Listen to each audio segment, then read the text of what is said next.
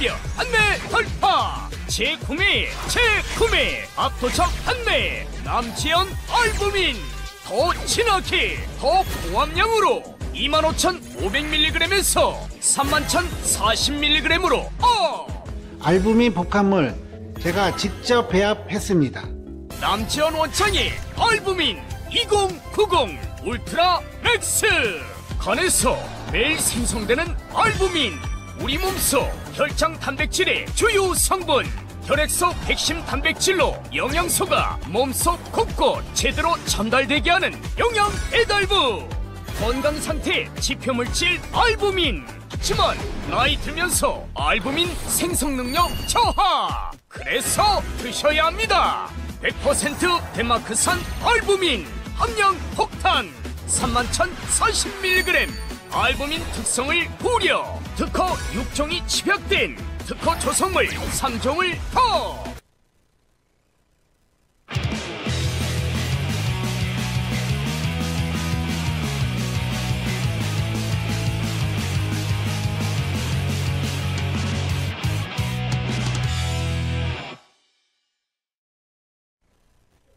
안녕하세요 시청자 여러분, 평일 오후 2시 아시아투데이TV 장예찬의 정치펀치입니다. 화요일은 여러분이 이제 많이 지켜보셔서 잘 알고 있죠. 국민 똑순이다 뭐 이렇게 부르는 분들도 있던데, 백지원 전 국민의힘 부대변인과 함께 여러 정치 현안에 대한 이야기 짚어보겠습니다. 부대변인님 안녕하세요. 네, 안녕하세요. 네, 지난 주말 사이에도 광장에 정말 많은 분들이 모여서 대통령 탄핵 반대, 탄핵 각하를 위해서 목소리를 높였는데, 그러니까 민주당도 여기에 질세라 막 총동원령을 내렸어요. 그렇지만 여전히 광장의 민심, 국민들이 훨씬 더 많이 나온 쪽은 전국 각지, 서울뿐만이 아니라 이번에 또 구미에 전한계 선생님이 가셨고, 이런 주요 거점과 대도시마다 대통령을 빨리 탄핵 각하시키고 국민들 곁으로 돌려보내라, 직무에 복귀시켜라 라는 외침들이 훨씬 더 많았던 것 같은데, 지난 주말의 분위기 좀 어떻게 체감하셨나요? 네, 저도 금요일, 토요일, 일요일 이렇게 헌재 근처에서 이렇게 쭉 살펴봤었는데요. 이미 탄핵 반대가 국민들의 민심입니다. 그 사실들이 전 12월부터 지금까지 그 열기가 식고 있지 않다라는 것들을 말씀드리고 싶고, 이제는 국민의힘 국회의원들도 지금 헌법재판소 앞에서 릴레이로 농성을 하고 있지 않습니까? 그래서 그런 변화들도 있는 여러 가지 모습들을 봤었는데요. 지금 그냥 유야무야 또다시 정치 기득권 또는 사법 카르텔들이 본인들의 이권에 따른 판단을 해서는 안 되겠다는 말씀을 드리고 싶습니다. 그리고 이렇게 뜨거운 민심에 대해서 이제는 정치권에서도 보다 경각심을 가져야 할 때가 아닌가라는 생각이 들었습니다. 네, 그래서 결국 국민들이 대통령을 뽑는 거고요. 국민들이 대통령을 돌아오라고 이토록 강하게 요구하고 있으면 헌재가 사실은 형사재판의 결론도 나기 전에, 그리고 형사재판 같은 경우는 제가 봤을 때 1심 무죄나 공소 기각 확률이 100%거든요. 구속 취소 판결 내린 그 판사가, 주기현 판사가 1심 판결 내리는 거잖아요. 그러면 여러 가지 상황이 또 박근혜 전 대통령 탄핵 때와는 다를 수밖에 없는데, 이 부분을 과연 헌재가 하루빨리 우리 윤석열 대통령을 국민이 뽑은 국민들 곁으로 보내주는 게 맞지 않나 싶은 생각이 많이 드는 주말이었습니다. 그래서 자연스럽게 저는 이 이야기부터 먼저 좀 이어가고 싶어요. 저희 두 번째 주제 제목으로 달아놨는데, 다급한 이재명 잠수타다. 그러니까 이재명이 사실은 윤석열 대통령 구속 취소와 석방 이후에 조급하고 안절부절한 티를 굉장히 많이 냈거든요.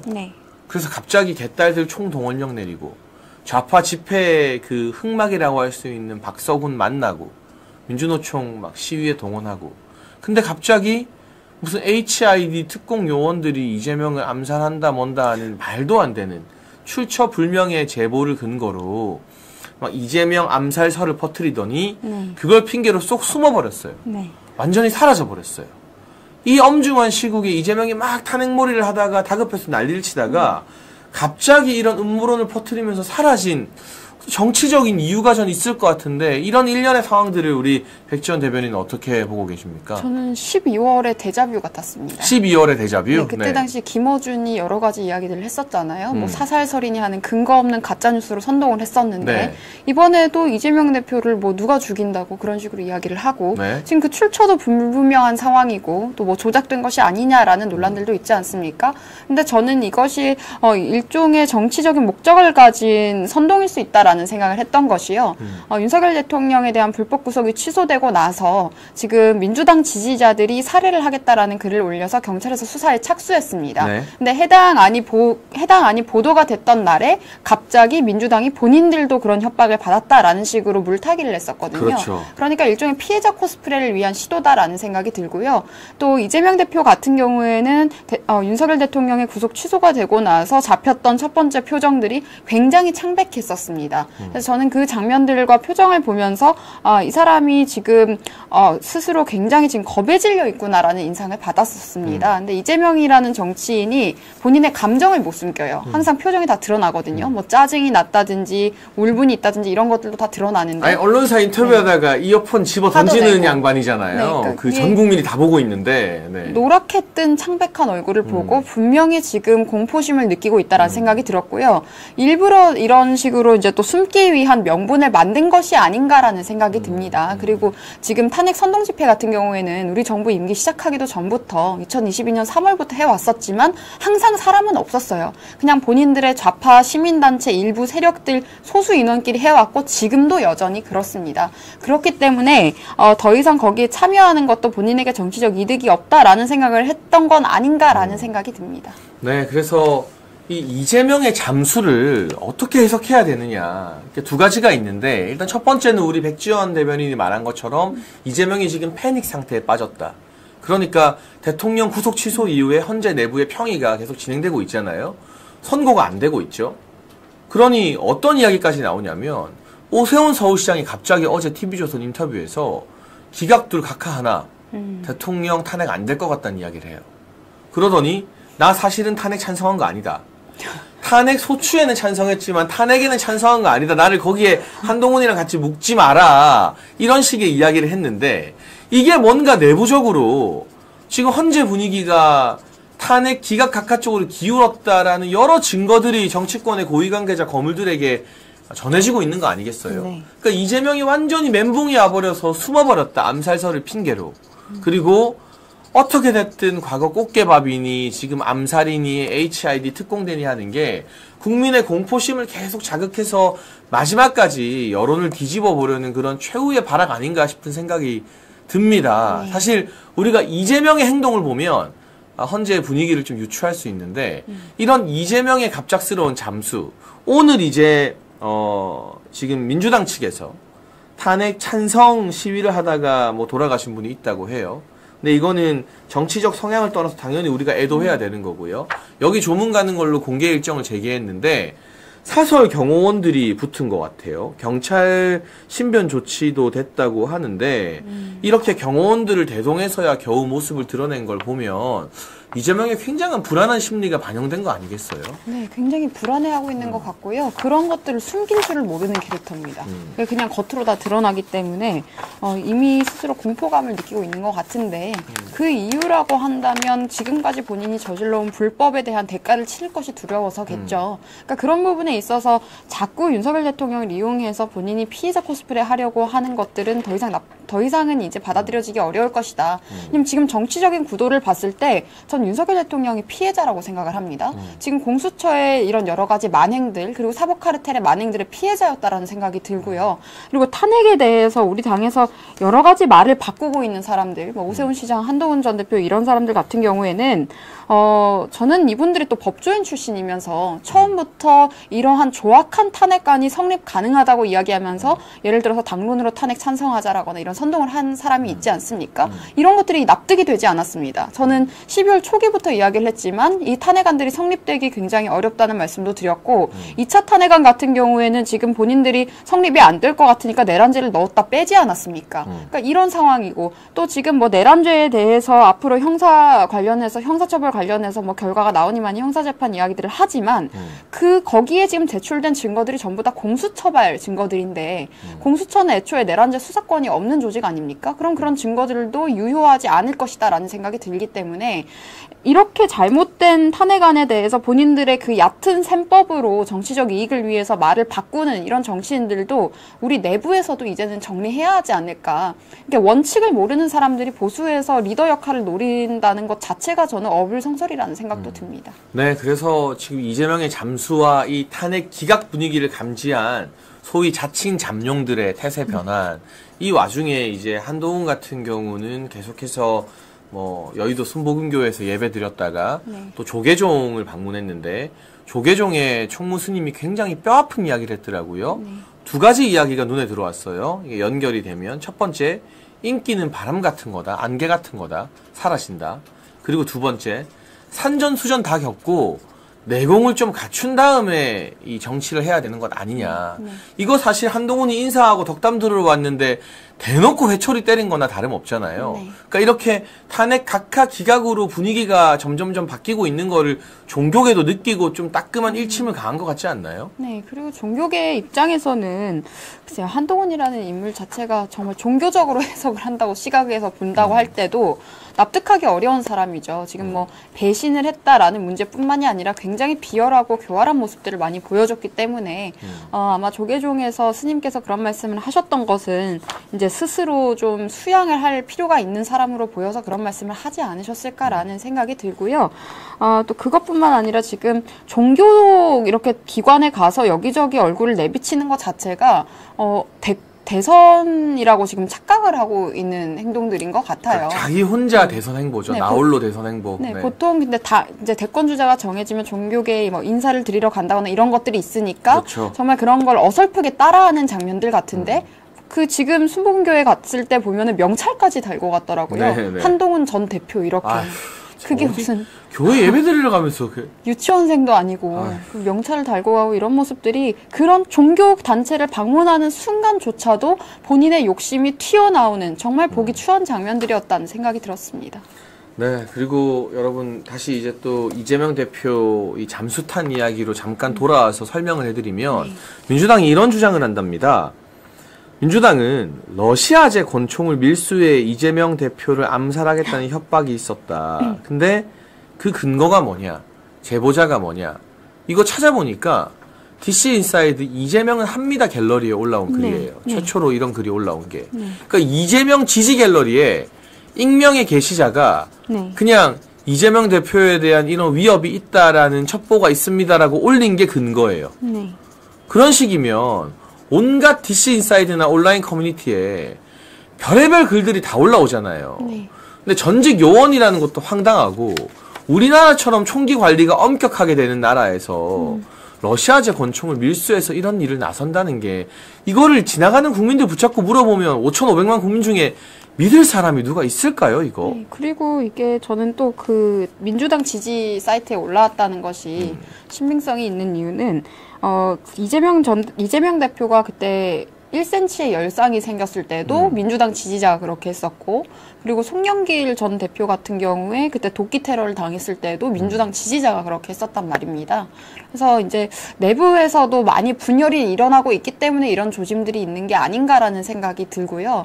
근데 그것 때문에 무슨 본인이 이렇게 사설 경호원까지 붙여가면서 이제 약한 모습을 보이는 것도 또한 다른 핑계가 되고 있는 상황이 아닌가라는 생각도 듭니다. 그러니까 결국 본인의 멘붕과 패닉을 좀 보호하고자 국민들에게 저는 공포 심리를 심어주는 거. 뭐 연평도 꽃게 발언도 꽃게 조업하시는 분들이 굉장한 피해를 호소했거든요. 부정적 이미지가 연상되잖아요. 마찬가지로 뭐 서해 연평해전의 용사들 가족들도 당연히 엄청난 아픔을 토로했고, 이렇게 암살이다, 아주 뭐 구체적인 러시아제 권총이다.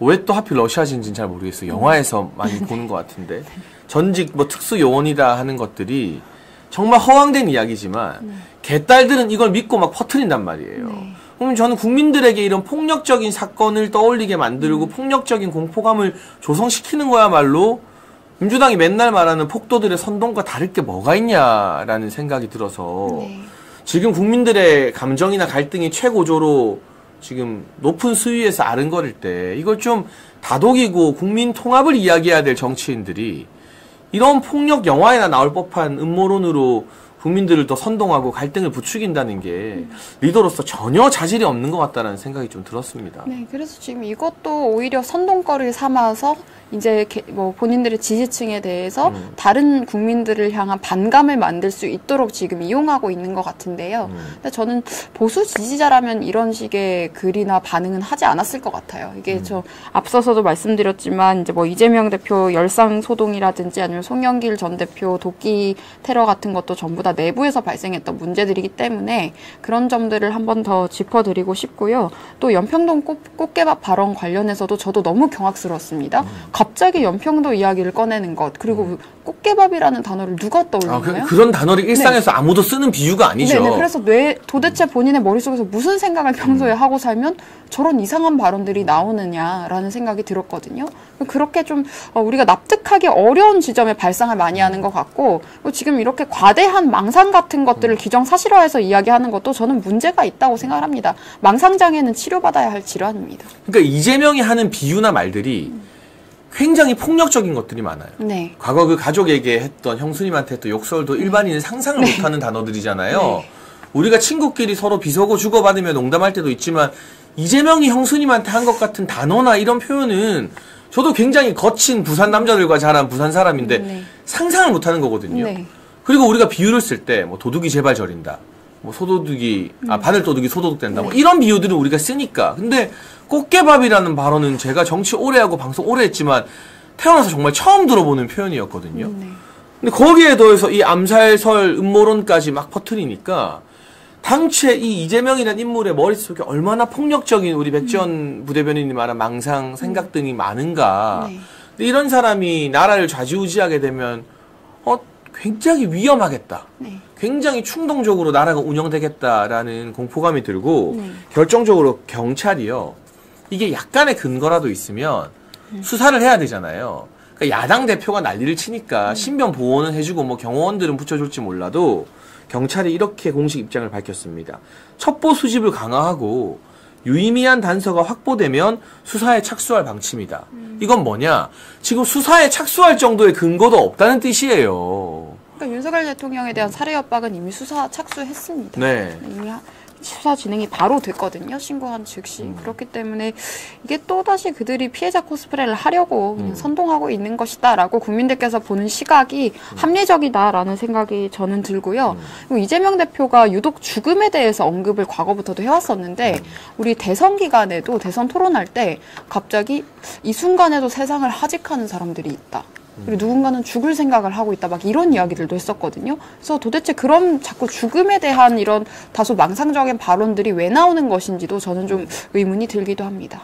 근데 정작 그랬던 사람이 함께 해외 출장 가서 골프 치고 했던 고 김문기 전 처장의 발인날 산타클로스 옷 입고 춤추는 영상을 올려서 유족들을 오열하게 만들고 뭐 또 다른 측근의 죽음 소식에 그 기자들이 물어보니까 아무튼 명복을 빈다라는 정말 사람으로서는 우리는 누가 모르는 사람 사고가 나도 그 고인 앞에서는 예를 다하잖아요. 그게 한국인의 정서인데 자기 측근이 죽었는데 아무튼 명복을 빈다라는 그런 발언은 정말 평범한 사람으로서는 상상하기 힘든 잔혹한 모습이다라는 게 이런 음모론의 배후에도 드러나는 것 같은데요. 아무튼 이재명이 다급해졌다가 지금 패닉에 빠져서 잠수를 타고 있다.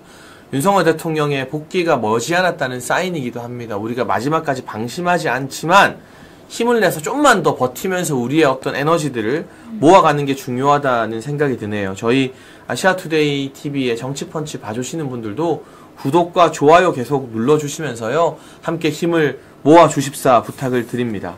한편 민주당은 이제 하다 안 되겠는지 이런 메시지를 오늘 또 냈습니다. 박찬대 원내대표가 지가 뭔데 최상목 권한대행 대대행에게 마감 시간을 알려줬습니다. 내일까지 마은혁 재판관 임명해라. 내일이 최종 시한이다. 참을 만큼 참았고 기다릴 만큼 기다렸다면서 만약 내일까지도 최상목 대대행이 마은혁을 임명하지 않으면 최종 시한이 지나서 결정 방안을 밝히겠지만 가만히 두고 보지 않겠다라는 입장. 이건 결국 탄핵 말고는 뭐 없잖아요. 이렇게 마은혁 가지고 난리를 치는 거. 결국 마은혁 없이는 대통령 탄핵이 안 된다는 헌재 내부의 사인을 나름대로 받아서겠죠? 네. 그리고 뭐 본인들도 어떻게든 되지 않을 일을 밀어붙이려고 하니까 이렇게 상식적으로 맞지 않는 행동을 한다고 보고요.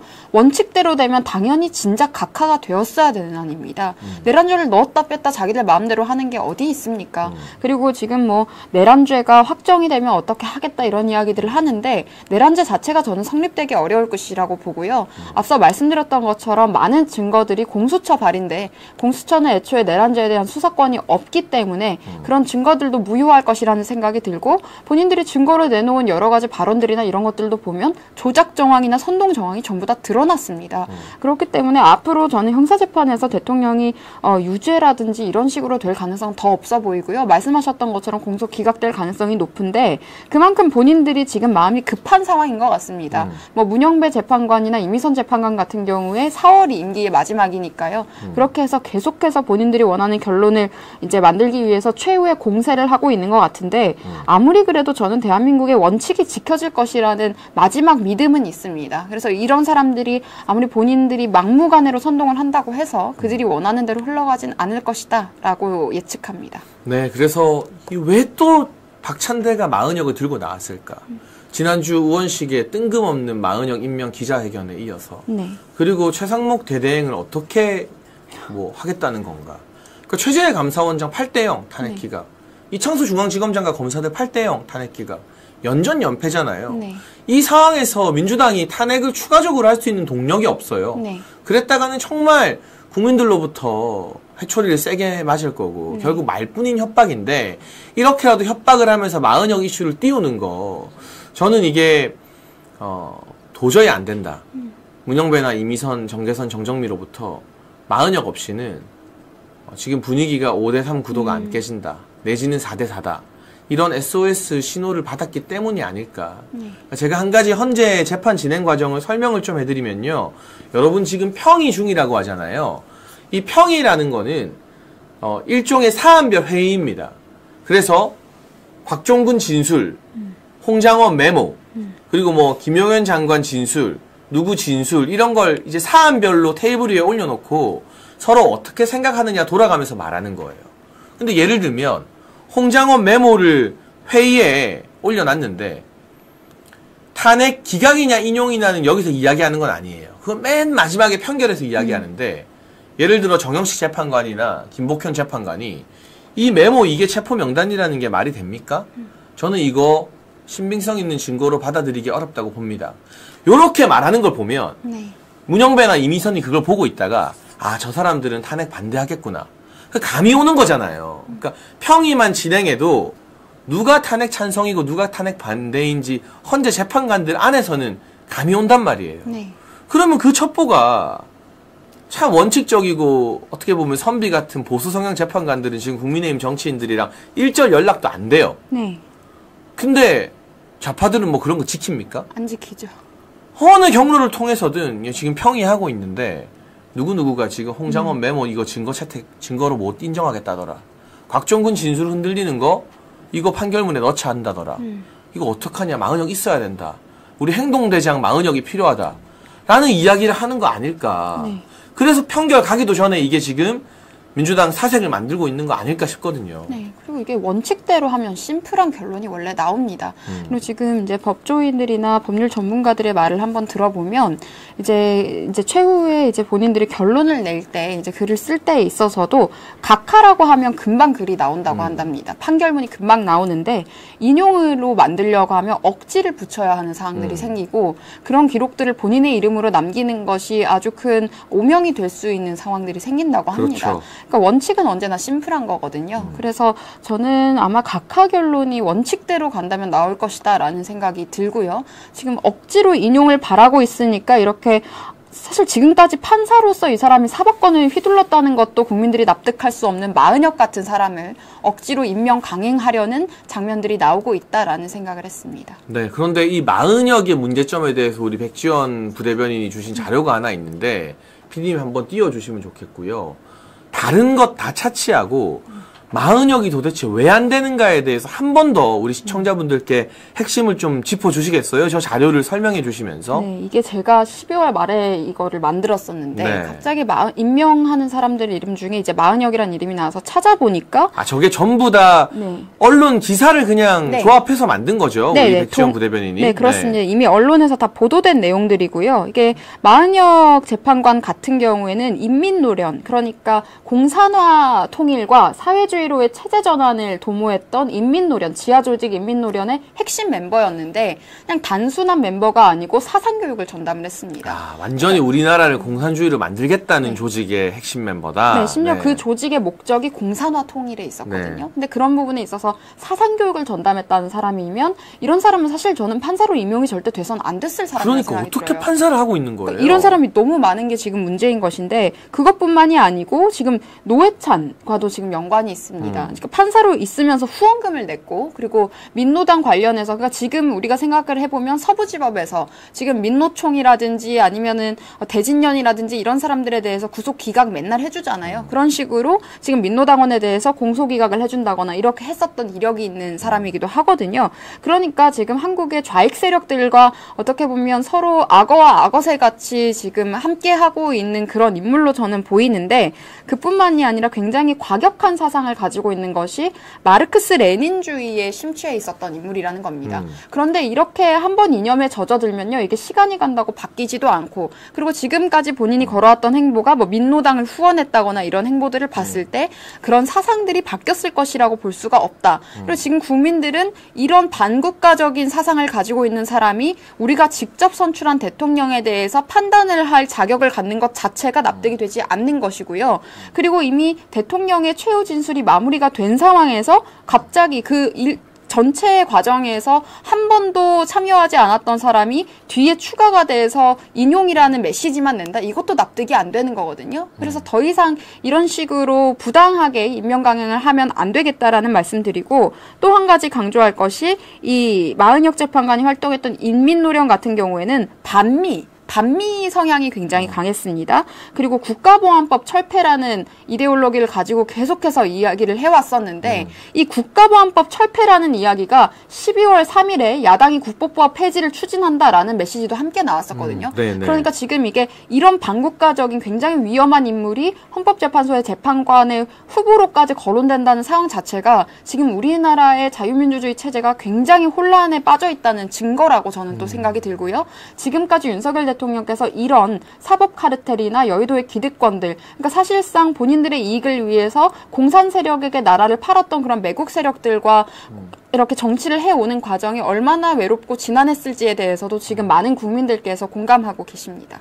네, 그래서 정말 마은혁이라는 인물은 정확하게 말씀을 드리면 헌재 재판관으로 임명되느냐 마느냐가 문제가 아니라 이 대한민국에서 사법부의 판사로 저 사람이 여러 사람의 운명을 결정짓는 판사 일을 하는 것 자체가 상당히 부적절하다. 네. 만약 여러분 같으면 마은혁한테 재판 받으시겠어요? 그리고 저런 정치 성향을 이유로 이미 재판에 부당한 결론을 내린 게 대법원에 경고받았잖아요. 네. 그러니까 민노 당원들 공소 기각해 준 거. 네. 그러면 저 사람의 정치 성향이 재판 결과에도 깊숙이 영향을 끼친다는 게 본인의 판결을 통해서 다 증명이 된 거잖아요. 네. 이런 위험 인물을 어떻게 헌법을 수호하고 헌법 의지를 관철시키는 헌재 재판관으로 임명하고 추천할 수가 있느냐. 이 자체가 대한민국 체제를 위협하는 심각한 일이다라는 생각이 다시 한번 드네요. 우리 백지원 부대변인이 너무 정리를 잘 해주셔서 마은혁에 대한 일타 강사, 그러니까 마은혁 일타 강사로 하나 정리해도 될 것 같아요. 방금 전에 말씀해 주신 부분은. 근데 사실은 지금 민주당이 하는 걸 보면요. 조급해도 어찌나 조급한지 마은혁 같은 행위를 지금 민주당이 하고 있어요. 최근에 민주당에서 어떤 법안을 발의한다고 해서 논란이 되냐면 대통령이 탄핵되면 소속 정당을 아예 해산시켜버리겠다. 그리고 대통령이 내란죄 혐의가 확정되면 정당 해산뿐만이 아니라 그 정당에서 대선 후보 출마를 못하게 만들겠다. 이건 완전히 자기들 마음으로 우리법연구회를 동원해서 국민의힘과 대한민국 보수 진영을 다 밀어버리고 중국처럼, 중국은 공산당 일당 독재잖아요. 네.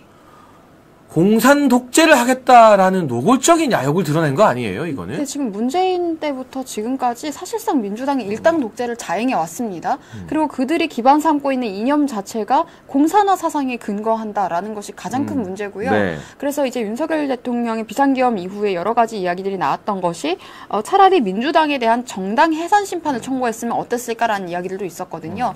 그러니까 이제 대통령께서 복귀하고 나서 해야 할 가장 중요한 것이 이런 반국가적인 정체성을 가진 정당에 대한 해산도 우리가 이야기를 함께 해야 되는 겁니다. 그러니까 본인들이 그런 공격을 받게 될 본인들이 처한 입장에 대해서 일종의 반박을 하기 위해서 지금 다른 정당들을 향해서 이런 겁을 주고 있는 메시지를 내고 있는데요. 사실 원칙대로라면 지금 민주당이 정당 해산 심판을 지금 당해야 하는 입장입니다. 과거에 통진당이 해산되었던 것처럼 이미 너무나 많이 부패한 집단이기 때문에 저는 이 부분도 여당에서도 현실적인 카드로 반드시 고려해야 될 지점이라는 생각을 합니다. 네, 그래서 저는 정당 해산을 해도 민주당한테 이야기를 갖다 붙이면 이해라도 되는데 네. 왜냐하면 나라를 팔아먹으려고 하니까 네. 대통령 탄핵소추안 1차 때 한미일 동맹 외교. 뭐라 하고 뭐 왜 친중 칠러 친북 외교 안 하느냐 넣었다가 미국에서 난리 나고 뒤집어졌잖아요. 네. 그리고 지금 민감 국가로 우리 대한민국이 지정된 거 이거 뭐 핵무장 때문이다. 또 한동훈은 계엄 때문이다 했는데 알고 보니까 그냥 보안 유출 사고 때문이었잖아요. 네.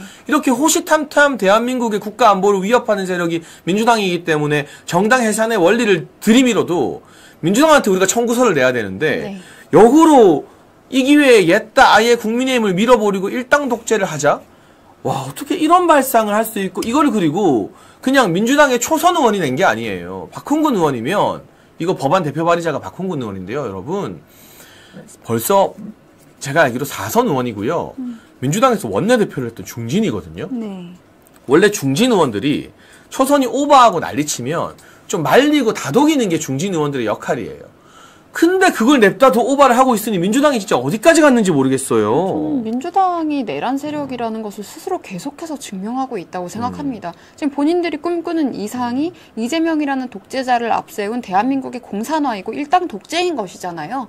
그게 계속해서 본인들의 발언과 정치적인 행보에서 드러나고 있는 상황이고 지금 간첩 세력과도 지금 결탁한 정황들이 있습니다. 이재명 대표가 당시에 이제 민주당의 비례위성정당에 지금 공천받았던 사람들 보면 간첩당과 직접적인 연관이 있는 인물들도 대거 들어갔었거든요. 그러니까 이런 지점들을 우리가 생각을 해볼 때 과연 이러한 반국가 세력이 활개치게 두는 것이 맞느냐는 거예요. 그러니까 본인들 스스로 본인들이 내란 세력이라는 것을 증명하고 있는 상황의 연장선이다라고 저는 봤습니다. 네, 그래서 이거 정말 최근에 조선일보에서 웬일인지 사설로 이렇게 탄핵을 계속하는 민주당이야말로 진짜 내란 일으키는 거 아니냐라는 일침을 놓기도 했는데 물론 너무 뒤늦은 조선일보의 태세 변환이지만 3개월이 늦었죠. 네, 저는 좀 충격을 받았어요. 어떻게 이 야당의 중진 의원 원내대표까지 했던 인물이 그 정당 해산이니 출마 제한 발의니라는 이런 법안을 낼 수 있는가. 근데 이게 배경이 좀 있는 것 같아요. 네. 제가 보니까 박홍근 의원이 원래 원내대표였잖아요. 네. 근데 지금은 이재명 체제에서 그렇게 큰 힘을 쓰고 있지는 못해요. 그러니까 개딸들에게 나도 여기 있다.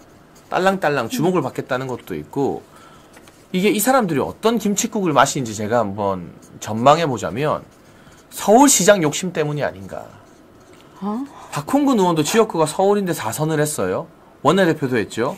그럼 다음번에 이 정도 사이즈는 무조건 서울시장 경선에 나와야 되는 사이즈거든요. 그게 아니면 5선, 6선 가기가 힘들잖아요. 근데 지금 민주당 내부에서는 이재명이 대통령 되면 누가 서울시장 나가느냐? 김민석 의원이 나간다. 한때 그 김민세라는 별명으로 불렸던 김민석 의원이 수석 최고위원하면서 친명 체제의 황태자가 되어 있으니 그러면 김민석을 견제하고 나도 서울시장 나갈래요. 나도 서울시장 나가고 싶어요. 라고 손드는 일종의 정치적 욕심이 있는 거 아니냐. 정치권에서 많이들 전망을 하는 것 같은데 이런 김칫국이 있는 거 아니냐는 분석, 백지원 부대변인은 어떻게 생각하십니까? 저는 진짜 이 여의도 기득권들이 관료주의에 찌들은 것 같아요. 그러니까 이게 정치라는 것이 본인들 승진하는 개념으로 이해하고 있는 것 같은데 얼마나 시간을 많이 투자했고 뭐 본인들이 거기서 버티고 있었다고 해서 반드시 승진되는 구조가 아닙니다. 그냥 회사가 아니잖아요. 국민한테 그렇죠. 선택을 네. 받아야 되는 것이고 박홍근 의원 같은 경우에는 사실 그 이름도 잘 알려지지 않았고 솔직히 특별히 뭘 했는지 잘 기억도 나지 않는 의원이지 않습니까? 뭐 민주당 당원들 사이에서 인지도가 있을지는 모르겠지만 일반적인 국민들은 그런 이름 들어봤나? 잘 모르겠다라고 하는 분들이 훨씬 더 많을 거예요. 그럼 사선을 하는 동안 눈에 띄는 입법 한 번 없이 그런 행보를 보여왔던 사람이 내가 사선을 했으니까 서울시장을 하고 싶다? 저는 이런 식의 관료주의에 찌든 사고도 정말 잘못됐다고 생각이 들고요. 또 김민석 의원도 말씀을 하셔서 김민석의 정체성에 대해서 말씀을 드리면 이 사람도 과거에 반미단체, 용공이적단체인 삼민투의 핵심 멤버였습니다.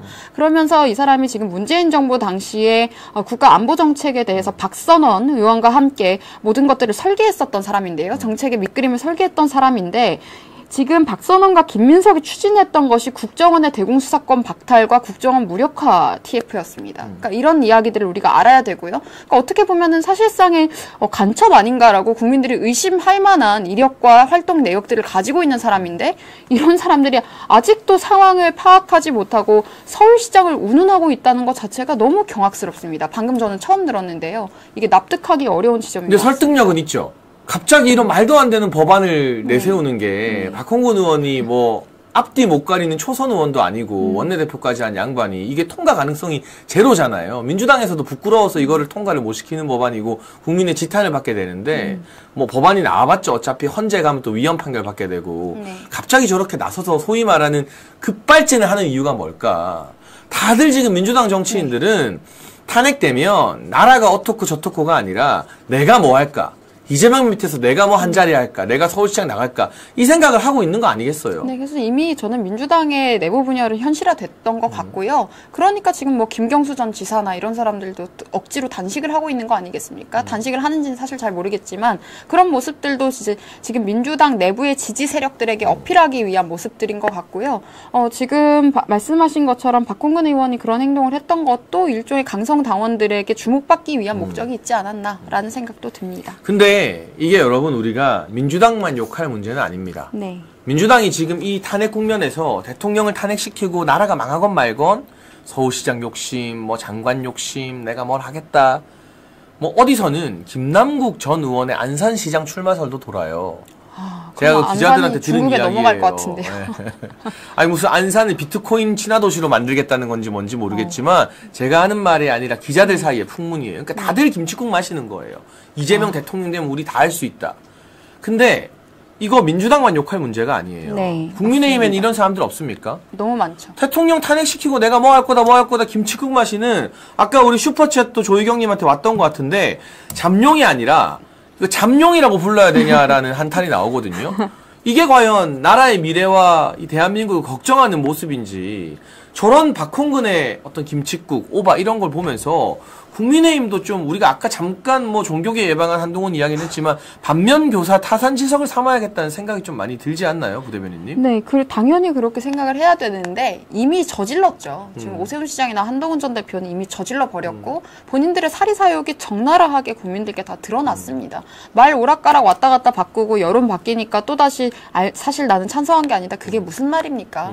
뭐 내란 자백했니 많이 한동훈 전 대표는 그런 이야기 했었죠. 그리고 지금 오세훈 시장 같은 경우에도 탄핵에 찬성한다. 그게 맞다라는 이야기. 인터뷰 지금 질세라 서로 누가 더 빨리 하느냐 경쟁하듯이 12월에 그렇게 했어요. 그래놓고 지금 여론 바뀌니까 아닌 척 하는데 그런 식으로 넘어갈 일 아니라고 보고요. 잠룡이니 소장판이 이런 것들은 잠룡으로 부르죠. 네, 우리끼리는 잠룡으로. 타인이 붙여주는 호칭이지 본인들이 그런 식으로 엄플을 하고 자칭 잠룡한다고 잠룡 안 됩니다. 네. 그래서 이런 부분에 있어서 정말 구태한 한 20년 전의 엄플 방식들 너무 지긋지긋하고요. 지금 특히 한동훈 전 대표 같은 경우는 여전한 자의식 과잉을 너무 많이 보이고 있는데 오늘 지금 경북대에 방문한다고 해서 지금 경북대학교 시국선언을 하는 학생들이 이제 한동훈에 항의하는 지금 메시지를 내겠다라고 지금 준비를 하고 있습니다. 오늘 오후에요. 잠시 3시에 있는데. 아, 그래요? 네. 저도 그 소식을 건너서 듣긴 했는데 한동훈 의원을 뜬금없이 또 경북대를 네. 방문하는데 네. 경북대 대학생들이 집단행동을 준비하고 있다는 건가요? 네, 이미 준비를 했고 예고를 했습니다. 네. 그리고 그 관련 내용들도 미리 지금 안내를 했었는데요. 그러니까 한동훈에 대한 규탄, 너가 어떻게 네. 감히 경북대를 오냐, 뭐 이런 내용이에요. 네, 그것도 그렇고 이 탄핵 과정에서 탄핵 선동 세력에 동조한 반국가 세력으로 보고 있습니다. 그렇기 때문에 절대 환영받을 수 없을 것이라는 말씀을 드리고요. 지금 사실 한동훈 전 대표와 그 세력들은 영남 비하를 계속해 왔어요. 맞아요. 자꾸 영남당이다 뭐다. 아니 최근에 그 김소희 지금 비례죠. 지금 네. 탈원전 주장을 했었던 환경파리 김소희가 네. 감히 영남을 비하를 했습니다. 네. 그런 식의 발언들 절대로 용납돼서는 안 된다고 저는 생각을 하고요. 그리고 저도 오늘 오후에 지금 재경 대구 경북 시도민회에서 강의를 하게 되는데 아, 그래요? 네, 네. 거기에서 정말 지금 보수 정치에서 우리가 생각해야 될 것이 무엇인지 그리고 윤석열 대통령의 비상계엄 이후에 앞으로 우리가 나아가야 할 방향이 무엇인지 그리고 한동훈과 같은 그리고 오세훈과 같은 이런 기회주의자들이 왜 이런 모습을 하는지 그들의 실체에 대해서도 한번 이야기를 해볼 생각인데요. 그러니까 지금 원칙대로 하면 사실 모든 것이 맞아떨어지는데 본인들의 성향이 우파라고 이야기할 수 없는 사람들이 우리 보수 정당의 자산을 훔쳐가기 위해서 이런 것들이 훨씬 더 용이하니까 훔쳐가기 위해서 들어와 있는 기생충, 기회주의자 같은 세력들이 너무 많다고 생각을 하고 그런 세력들을 응축해서 표현할 수 있는 게 한동훈 전 대표라는 생각을 합니다. 그래서, 저는 갑자기 생각난 게 제가 최고위원 되기 얼마 전에 그 방금 말씀하신 우리 대구 경북 시도민회에서 특강을 했었거든요. 네. 제가 지난주에도 말했지만 백지원 전 부대변인이 거기서 특강한다는 걸 들으니 그거 아무나 부르는 자리가 아니에요. 그렇죠? 이 대구 경북의 정말 리더들이 다 모인 자리인데 이 보수 정치를 이끌어갈 미래로 인정받고 있는구나라는 생각이 들어서 너무 뿌듯하고 좋고 또 굉장히 지적을 잘해주셨는데 김소희 의원 비례대표죠. 그리고 대통령 탄핵이 가결되는 날 국회에서 의미심장한 사진 하나가 찍힙니다. 한동훈 옆에 김소희 의원과 우재준 의원 두 명이 서로 웃으면서 대통령 탄핵이 통과되는 그날 시의낙낙하면서 웃고 있는 사진이 대문짝만하게 카메라에 포착이 돼서 보도가 다 됐어요. 여러분 검색하시면 다 찾아볼 수 있습니다.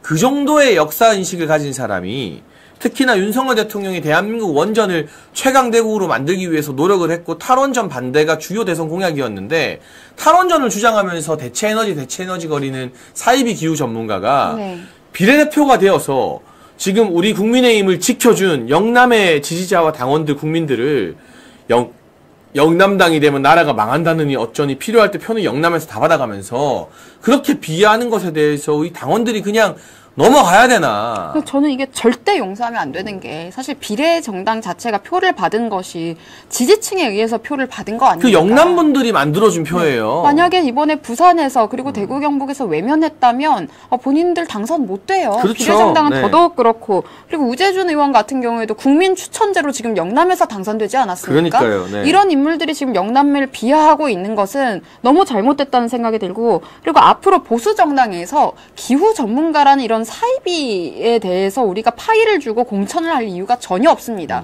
그런 사람들은 녹색정의당 가서 활동하면 되는 거예요. 그러니까 지금 우리 당의 정체성과 기강이 너무 엉망진창인 상황이 되었는데 한동훈 비대위 시절부터 더 망가졌고 지금 이제 대통령께서 어려운 상황을 겪고 계심에도 불구하고 이런 세력들이 여전히 기고만장한 행태로 본인들의 이권을 추구하고 있는 모습이 너무나도 저는 끔찍하게도 보이고요. 그래서 국민들께서 더더욱 분노하고 계신 것인데 지금 12월부터 지금 국민의힘 지지율이 올랐던 것은 대통령에 대한 지지율입니다. 그런데 당은 아직도 본인들이 잘해서라고 착각을 하고 있는 것 같아요. 그래서 이런 부분에 있어서도 경각심을 좀 가졌으면 좋겠고 지금도 떠오른 것이 김상욱 의원 같은 경우에는 당원권 정지 3년 정도는 해서 스스로 탈당을 하든 어떻게 하든 처분을 반드시 내려야 한다고 생각합니다. 근데 제가 소름 돋는 사실 하나 알려드릴까요? 그 한동훈 옆에서 희덕거리던 탄핵 가결되던 날 그 우재준 의원 아버지가 태양광 관련 사업을 해요. 그러니까 이게 기가 막히죠. 한동훈이 국민 추천을 하고 비례대표 당선권을 준 젊은 의원들, 친한계 앞잡이가 되어서 영남당 비하하고 대통령 탄핵해야 된다, 뭐 부모님 제사 준비해야 된다 하는 이 호래자식 같은 발언을 한 김소희와 우재준의 공통점, 원전과 반대되는 반국가 세력입니다. 예, 탈원전과 관련된 그런 사업에 깊숙이 연관돼 있는 인물들이에요. 저는 이거 나중에 다 조사해야 된다고 네, 봐요. 그리고 한국의 원자력 산업에 대해서 반대하는 세력은 반국가 세력입니다. 이게 국가 안보와도 직결되는 기술이거든요. 그리고 대한민국이 전 세계 1위 수준의 기술을 가지고 있는데도 그것을 붕괴시키려고 문재인이 과도하게 탈원전과 태양광 파리를 했던 것이고, 그러면서 지금 태양광 관련해서 감사원에서 결과가 나온 자료들만 해도 이미 1,000억 규모가 넘는 비리가 발생을 했었습니다. 그런데 이번에 탈원전 파리했던 사람들 비례 순번 안에 지금 2명이 있는 것으로 알고 있거든요. 전부 다 한동훈 표 영입 인재들이었습니다. 그러니까 이런 것들을 이렇게 우리 당의 정체성을 훼손하는 뻐꾸기 같은 세력들에 대해서 국민들께서 그리고 당원들께서 특히 더 이상 용인하시면 안 된다라고 말씀을 드리겠습니다. 그러니까 우재준의 재산 신고 내역을 보면 주식회사 동황이라는 곳에 비상장 주식을 가지고 있어요. 이 주식회사 동황이 제주도의 태양광 발전소와 연관이 되어 있대요. 네. 근데 이게 태양광도 문제고 불법 재산 증여예요. 제가 봤을 때는. 네. 이 비상장 주식 결국 아버지 회사에 비상장 주식 아들 준 거잖아요. 처음에 액면가가 한 주에 1,000원이었대요. 근데 5년 만에 지금 15,000원으로 15배가 올라 있대요. 그러면 아들 재산 15배 그냥 세금 안 내고 튀어준 거예요. 그러니까 이런 어떤 캥기는 게 많은 인물, 태양광과 연루된 인물들이 왜 이렇게 국민의힘에서 그냥 공짜로 국회의원 되고 비례대표하고 대구에서 공천 받느냐. 한동훈은 대체 이 대체 에너지 쪽 태양광과 어떤 커넥션을 만들려고 꿍꿍이를 그렸던 것인가. 전 이거 굉장히 심각한 공천 관련된 게이트이고 네. 집중적인 수사 내지는 특검이 필요하다고 생각합니다. 네. 때가 오면. 네, 그것뿐만이 아니고 그때 당시 한동훈 전 비대위원장 표 영입 인재들을 보면요, 뭐 청년 파이로 들어온 사람들도 보면 비슷한 배경을 가지고 있습니다. 환경 파리를 하는데요, 관련 경력이 5개월밖에 안 되는데 갑자기 전문가라고 하면서 비례 순번 안에 들어간다거나 이런 식으로 됐었거든요. 그리고 우리 당시에 비례 공천 때 문제들을 또 생각을 해보면 아빠 찬스 논란도 있었죠. 그리고 지금 접대 논란 있었던 사람들도 있었죠. 근데 그런 사람들 지금 고스란히 한동훈기 의원실에서 일하고 있거나 그들과 계속해서 함께하고 있거든요. 그래서 이렇게 부정한 좌익 기득권 세력들이 감히 보수 정당에서 보수를 사칭하는 일은 우리가 용인하지 말자고 말씀드리겠습니다. 적어도 다른 나라 같은 경우에는 적어도 본인의 이념에 솔직하게 당에 가입을 해서 정치 활동을 하거든요. 근데 우리나라는 좌파들이 지금 우리 당에 들어와서 너무나도 많은 방해를 하고 있어요. 맞아요. 앞으로 지금 우리 정치가 제대로 되기 위해서는 우파 정치가 바로 서야 되는데, 그렇게 하기 위해서는 우리 정당이 가치 중심으로 지금 기강을 다시 확립해야 될 때가 됐다. 그리고 대통령께서 돌아오시면 중요한 것은 전당대회이지 대선은 절대 있을 수가 없다라고 한 번 더 말씀드리겠습니다. 제가 우리 백지원 전 부대변인 청년 최고 해야겠다고 말씀을 드렸지만 방금 말하는 거 들으니까 그냥 당대표 했으면 좋겠다라는 생각이 드네요. 그러니까 이 정도의 어떤 철학과 소식, 원칙을 가진 사람이 보수정당을 바로 세워야 국민의힘이 뜨내기, 얼치기, 오합지졸이 아니라 네. 진짜 철학의 명분 위에서 제대로 싸우는 전투력 있는 강한 보수정당이 되는 거거든요. 그래서 윤석열 대통령의 이 탄핵 국면에서 2030이 눈을 뜨고 깨어나면서 만들어진 이 천금 같은 기회를 우리가 날려버리지 않으려면 대통령 복귀는 너무 당연하고 국민의힘과 보수도 새롭게 태어나게 만들고 언론도 눈치 보는 기회주의 보수 언론이 아니라 우리 아시아투데이 같은 걸 여러분이 밀어주셔서 아시아투데이가 미국의 폭스뉴스처럼 완전히 대한민국 메이저 보수 언론의 핵심이 될 수 있게 아시아투데이 TV도 여러분 구독 많이 해주셔야 되지만 아시아투데이 종이신문도 많이 신청해서 주변에 홍보를 진짜 많이 해주셔야 된다. 이건 제가 아투의 방송 나와서 하는 말이 아니라요. 그게 트럼프 대통령의 복귀를 만든 네. 주요 동력이었거든요. 네. 유튜브 세대, 팟캐스트가 활성화되고 폭스뉴스가 메이저 언론의 선두주자로 우뚝 선 거. 네. 그러면 지금 보수 지형은 유튜버들이 제 역할 하잖아요. 네. 근데 여전히 메이저 언론은 조중동이 애매하면서 영향력을 떨치고 있잖아요. 그 자리를 여러분이 아시아투데이로 만들어 주셔야 되는 거예요. 네, 그리고 지금 하나 더 덧붙이고 싶은 게, 그런 식으로 당에 들어와서 가치를 흐리는 세력들이 사실 그런 좌파들이 왜 들어오느냐면 네. 그들이 정작 좌파 주류에 가면 취급을 못 받기 때문입니다. 그러니까 좌파들 밑에서 뭘 해보려다가 안 된 사람들이 넘어와가지고 여기서 네, 좌파 정당에서는 주류에 낄 수가 없기 때문에 우리 당에 와서 마치 좌클릭이 중도 확장성이라는 듯이 선동을 하고 세뇌를 하면서 본인들의 파이를 키우는 건데요. 이런 사람들 사실 중도에서 제일 싫어하기 때문에 이제는 우리가 그런 허황된 이야기들, 사실 김종인 전 고문이 제일 많이 했던 그런 이야기들인데 그런 세뇌에서 좀 벗어났으면 좋겠다라고 말씀을 좀 드리겠습니다. 네. 그리고 지금 언론, 기성 언론의 행태들도 참 안타까운 것이 이제 뭐 정치 관련된 기자들이나 이런 분들이 이야기하는 것들을 뭐 사석에서나 들어보면 자꾸 다른 이야기들을 하세요. 다른 가능성을 이야기하고 이미 한 10년 전의 이야기들을, 그런 논리들을 말씀을 하고 계신데 지금 원칙을 이야기하는 언론이라야 국민들께 환영을 받을 겁니다. 이제 그런 언론들의 정체성도 대통령의 탄핵 정국에서 전부 다 이미 드러났기 때문에 앞으로 본인들이 짬짬이해서 국민을 속이려는 생각은 하지 않았으면 좋겠고요. 그런 부분들에 대해서도 이미 국민들께서 다 알고 계신다라는 것도 말씀드릴게요. 네, 그래서 오늘 백지원 부대변인과 이렇게 이야기 많이 나누면서 보수가 나아갈 바에 대해서도 우리가 진단을 하고 있는데요. 제가 굉장히 재밌는 뉴스를 봤어요. 조선일보가 탄핵 반대 시위에 열심히 참여하는 20대 청년들, 대학생들을 몇 명 불러서 심층 인터뷰한 걸 일면에 실었거든요. 근데 거기에 24살 박모군이 나옵니다. 근데 매일신문이 추가 취재를 해보니까 그 24살 박모군이 누구 아들이냐면 조국 수호 집회 보고 딱 보니 100만이다. 김어준 방송 가서 말했던 MBC를 완전히 좌편향으로 망친 장본인인 박성재 전 MBC 사장, 그리고 기자 출신이지만 문재인 정부 청와대에서 뉴미디어 비서관을 하면서 그 국민청원이라는 희대의 이 여론몰이 제도를 만들어낸 정혜승 전 청와대 뉴미디어 비서관, 이 좌파 시민사회와 언론계의 핵심이라고 할 수 있는 두 사람 사이의 아들이 조선일보 인터뷰에서 얼굴을 까고 난 탄핵 반대한다. 근데 부모님이 나를 자꾸 막 괴롭히고 막 그렇게 해서 정치적으로 마찰이 있어서 괴롭다라는 인터뷰를 했어요. 이게 우리나라의 일반적이고 평범한 20대들이 깨어나서 대통령 덕분에 이 나라가 얼마나 좌편향돼 있고 중국에게 집어삼켜지기 직전인지를 깨달았다는 가장 강력한 증거가 아니겠습니까? 네, 그리고 이미 세대적인 흐름에서 앞으로 저는 우파가 주류가 되는 것은 거역할 수 없는 흐름이라고 시대적 생각합니다. 흐름이고 세계적 추세죠. 그게. 네, 당연하고요. 이미 다른 우리 우방국들에선 진작 있었던 현상이고 지금 우리도 이미 이게 현실화가 되었다라는 말씀을 드리겠고, 그렇기 때문에 그런 기회주의자들이 설 곳은 더더욱 없을 것이다라는 말씀을 드립니다.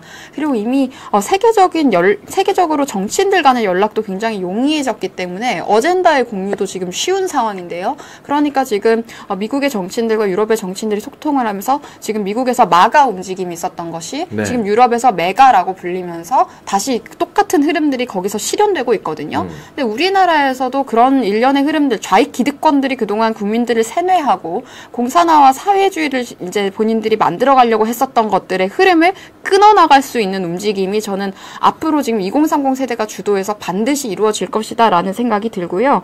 그리고 제가 최근에 미국의 뉴스맥스라는 언론과도 인터뷰를 했었습니다. 네. 그때도 이런 여러 가지 상황들에 대해서 말씀을 드렸었는데 지금 미국의 보수 언론들에 대해서도 한국의 청년들이 그리고 국민들이 내고 있는 목소리에 대해서 굉장히 공감을 하고 있다라는 점도 한 번 더 강조를 좀 드리겠습니다. 네, 그래서 지금 이런 윤석열 대통령 탄핵 반대하느라 젊은 층들이 모이고 2030 결집하는 게 소위 말하는 극우 청년들, 그렇게 카테고리할 문제가 아니다. 네. 이 좌파 언론계의 핵심인 박성재 전 MBC 사장과 정혜승 문재인 청와대 뉴미디어 비서관의 아들마저도 온갖 세뇌와 부모의 강요를 뚫어내고 대통령 탄핵 반대 시위에 열심히 나오고, 그리고 그 큰 배경으로 중국에게 날아 넘어가는 게 싫어서라고 이야기를 합니다. 네. 근데 젊은 층이 깨어났어요. 세계적 추세를 우리가 따라간다면 지금 당장은 선거공학적으로 우리가 좀 힘들지 몰라도 원칙을 지킬 때 오히려 반좌파 반중이라는 이번 탄핵 반대 시위에서 확인된 원칙을 지킬 때 앞으로 자라날 미래 세대들이 보수의 편에 서게 될 거다. 그러면 보수당을 이끌어가는 정치인들도 그들을 만족시킬 수 있는 메시지와 아젠다를 내야지, 아니 반좌파 반중 세게 하라고 젊은 층이 요구하는데 우리는 젊은 층한테 잘 보이려면 좌파와 손잡고 진중권 데려오고 김경률 데려오고 약간 중도 좌파가 돼야 되지 않겠습니까? 이거는 시대 정신과 완전히 동떨어진 거꾸로 가는 길인 거잖아요. 그리고 그렇게 하고 싶은 분들은 탈당을 그냥 했으면 좋겠습니다. 아니, 당을 너희끼리 만들든가. 그러니까 진중권, 김경률이랑 같이 당을 따로 만들고 나가셨으면 좋겠고요. 나가셔도 그냥 우리 젊은 사람들이든 다른 남아있는 정말 우파 정치인들 지금 12월부터 탄핵 정국에서 진면목이 다 드러났습니다. 사리사욕이 아니라 원칙과 상식을 지키기 위해서 싸웠던 사람이 누군지 지금 우리 당에서도 다 드러났잖아요. 나경원 의원이라든지 지금 윤상현 의원 그렇죠. 그리고 장동혁 의원, 김민전 의원 이런 분들이 이미 다 봤어요. 그래서 그런 분들과 함께 가치를 정립해 나가면 되니까 기회주의적으로 그런 식으로 중도파리하고 영남 비하할 분들은 제발 탈당 좀 하십시오. 그리고 김소희 의원 같은 비례의원 같은 경우에는 당이 당신에게 입법권을 가질 수 있는 특혜를 부여했는데 그런 식으로 당원의 절반 이상을 모욕하는 발언을 할 거라면 의원직 내려놓고 탈당을 해라라고 이야기를 드리겠습니다.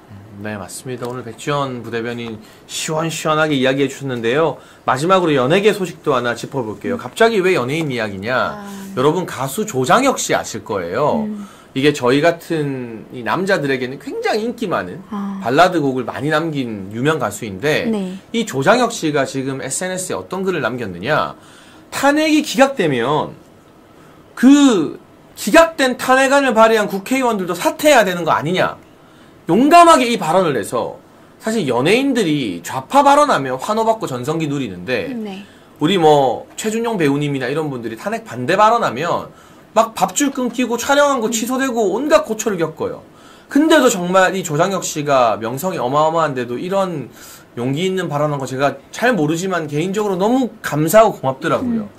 이런 발언, 근데 이게 그냥 연예인의 발언이 아니라 너무 상식적인 이야기 아니에요? 탄핵 기각되면 뭔가 페널티 해야 된다는 거? 당연하죠. 이게 책임을 져야죠. 왜 본인의 행동들에 대한 책임을 안 집니까? 그리고 탄핵에 지금 들어가는 비용도 전부 다 국민 세금으로 지출하고 있는데 애초에 그게 성립 불가능한 탄핵안이고 조악하게 본인들이 날조해서 만든 탄핵안인데 이런 식으로 본인들의 정치적 이익을 위해서 밀어붙였다가 아님 말고식으로 하게 둘 수는 없잖아요. 그러니까 지금 무고죄 관련해서 지금 이진숙 방통위원장 같은 경우에도 무고죄로 고발하겠다라는 것도 지금 검토하고 있다는 것으로 알고 있습니다. 그래서 저는 이런 정치 세력들에 대해서도 지금 조장혁 가수가 말씀하셨던 것처럼 사퇴 규정이라든지 아니면 처벌 규정도 당연히 따라야 된다고 생각합니다. 안 될 걸 알면서 억지로 강행한 것이기 때문에 이런 정치적인 본인들의 이권을 위해서 했던 행태이기 때문에 당연히 비판받는 것이고요. 지금 이 조장혁 가수도 마찬가지로 그냥 상식적인 이야기를 한 겁니다. 그러니까요.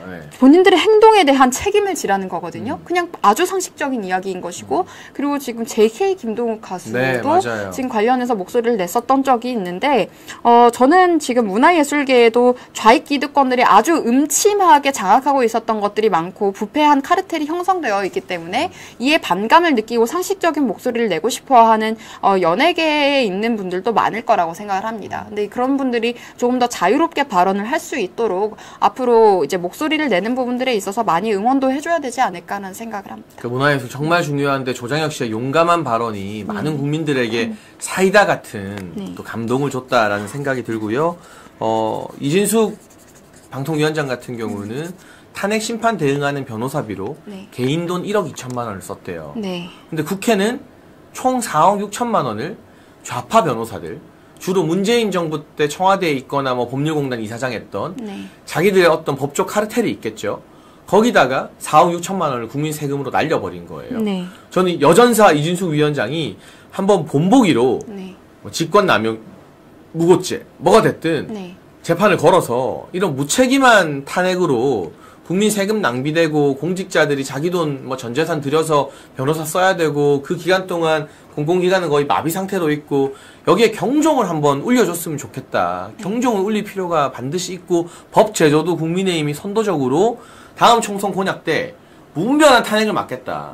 탄핵이 기각되면 그 책임을 주도한 정당이 지게 하겠다라는 그런 것들을 공약으로 좀 내세웠으면 하는데 어떠세요? 네, 저도 그게 괜찮을 것 같고 이진숙 방통위원장께서도 지금 원칙을 바로잡아야 한다는 생각에 그런 카드를 고려하고 계신 것 같습니다. 그리고 문화예술계 관련해서 한 가지 더 말씀을 드릴 것이 한예종에서도 지금 시국선언이 나왔어요. 아, 맞아요. 감동적이더라고요. 네, 그래서 지금 한예종 학생이 이야기하면서 뭐 봉준호를 비롯해서 좌익 기득권들에 대해서도 지금 비판을 했었거든요. 그래서 이런 용기 있는 목소리가 앞으로 더 많이 나올 수 있도록 응원을 하고 힘을 실어주는 것도 필요해 보인다라는 생각이 듭니다. 네, 미영키님께서 슈퍼챗으로 명언 남겨주셨네요. 민주당에 민주가 없고 국민의힘엔 보수 우파가 없고 위장 우파만 있는 것 같습니다. 차세대 대표 정치인 백지원 대변인님과 장채고가 보수의 미래를 지켜주세요. 네, 소중한 의견과 후원 진심으로 감사드립니다. 여러분, 오늘 우리 백지원 부대변인과 함께한 화요일 정치펀치 다양한 현안과 주제를 짚어봤는데요. 각종 방송에서 활약하는 백지원 부대변인께도 더 많은 응원 보내주시고요. 매일 오후 2시에 잊지 말고 장예찬의 정치펀치 아시아투데이와 함께 해주는 거 알고 계시죠? 그리고 언제나 우리 아투TV 든든하게 지켜주는 아투의 친구 알부민 2090 울트라 맥스 한번 소개해드리겠습니다. 알부민은 간에서 만들어지는 혈관 단백질 성분인데요. 간과 심장 컨디션 개선, 피로 회복과 신체 기능 강화에 도움이 된다고 합니다. 아투TV 구독자분들을 위한 단독 특가 이벤트도 준비되어 있습니다. 2+1 이벤트가 한정적으로 진행 중이니까요. 아래 번호로 전화하셔서 함께 건강 지키며 싸우시죠. 그럼 오늘 백지원 부대변인과 함께한 정치펀치 여기까지 하고요. 내일 수요일 2시에는 국민의힘의 지금 저격수가 아니라 국민의힘의 공격수로 활약하고 있는 박민영 대변인과 함께 정치펀치 진행하겠습니다. 시청해주신 여러분 감사합니다.